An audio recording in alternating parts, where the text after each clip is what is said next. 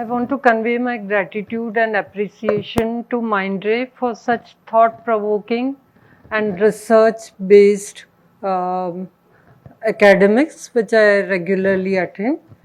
I'll be sharing with you, today we have talked on varied topics, and we all talk of academics and we all pathologists deal with microscopy. But here is something additional which we can do for our nation while practicing our subject and keeping it sustainable. So I'll just share with you my experience. So we in 2022 we decided to check with the biochemical parameters of random population in respect to lifestyle diseases. We were seeing lots of young deaths, coronary deaths, especially after COVID. And we thought it's worthwhile, and especially because our city was 7 consecutive times judged as the cleanest city of the country. So we had less number of communicable diseases unlike other part of country. So we thought, why not work on non-communicable diseases? So far from 2022 till date, we have screened more than 3,30,000 people.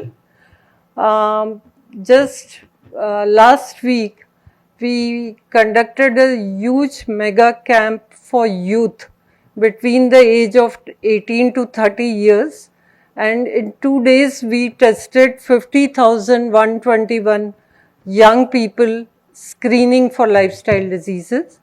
So far our observation was in that bulk population which we tested, rarely young people used to come for health screening. So we targeted youth this time, otherwise in 2 years I had remaining 50,000. So total 1 lakh young population was tested. These were the people this was a random population, those who were unaware of any disease and also were not taking any treatment, or they have not had hospital visits. So interestingly, we found, so when we analyzed these people, we found that blood glucose was raised and very many frank diabetics were detected, because once, so this all, let me tell you, there were 8 set of tests which we did for every person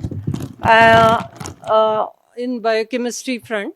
But also we checked BMI and waist circumference and blood pressure for everyone and a detailed history with consent. So we found that we were surprised that we found a large number of people having raised creatinine levels. And all these patients, people who had abnormal biochemistry, were further subjected to detailed testing. Those with abnormal RBS were taken for HbA1c testing also, and there was a set of 1 lakh individual who underwent HbA1c testing, irrespective of whether the sugar was normal. And we were really shocked to see that 1 in 4 individual was pre-diabetic. So this was a shocking finding which we got in our city. Another thing is, all this survey was in 2023-24. These additional tests were only done last year and for 1 lakh people. And we found almost 83.54% with low vitamin D, 16.47 with low vitamin B12, TSH was, so this was another surprising finding, that TSH, although recommended only when there is a frank symptom or the lady is pregnant, but we found a significant number of higher TSH level in our population. This was another worrisome data.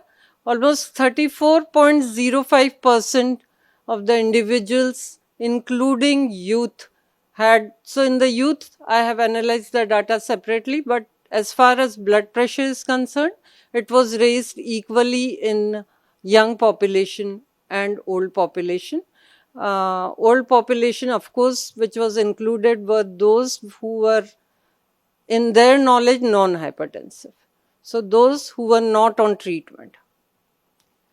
Another direct correlation we can see is also we had calculated BMI, and there was a significant. So the other day I was reading a news article where they said more than 50% of Indians are sedentary. And here this data almost points towards that. So we have a lot of overweights as well as obese in our study. We compared our data gender-wise also, and I found that cholesterol and protein levels were almost same in male and female, but diabetes or pre-diabetes was higher in males. Maybe it is related to stress.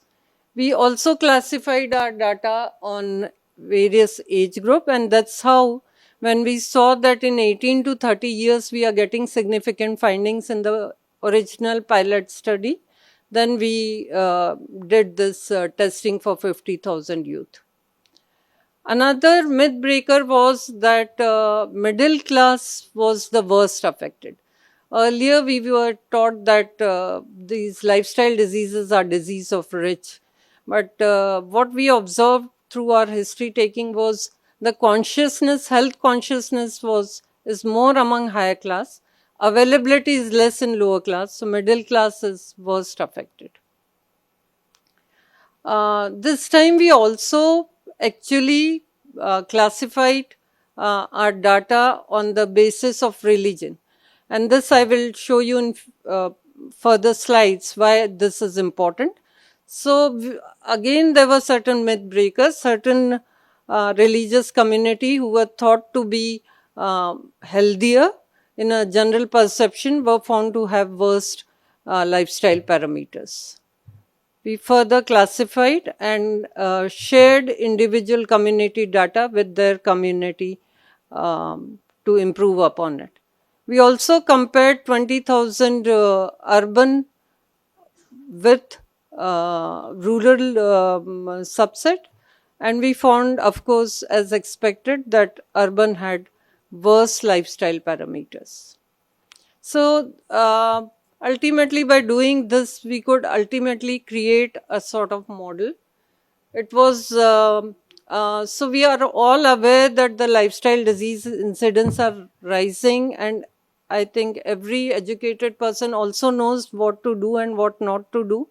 But by objectively screening the data, we found people more receptive once they got their reports in hand. We were very particular about the quality of reports which were released. We screened all the zones of Indore, all socio-economic group, both genders participated equally. Community-wise also we did.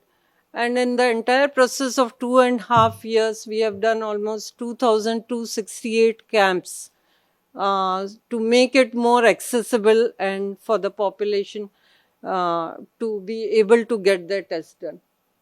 So we have studied in a significant number, almost 15,000 people who did yoga 6 months or more. So I had group of people who were doing marathon. We also had participants who were very regular with aerobics, participants with gym and yoga. And we found in our study at least, and the impact on sugar especially was very significant with yoga. We not only did screening, but we have organized throughout the year, almost every week, some or the other activity like Heart Club, Marathon, Anti-Tobacco. So this all came under this Health of Indore model which we tried to create. And why is it important? WHO report projects that lifestyle disorder will cost India $6 trillion by 2030. And so it's high time that we reverse, otherwise the country's economy will be affected very badly. here what was significant was that government had to only spend 60 lakhs in the entire project of 3 lakh 30,000 people. Rest was borne by the citizens voluntarily. Now, when I said so yoga we again found very significant, but of course, inclusion criteria had people doing yoga for 6 months or more. So that was significant improvement.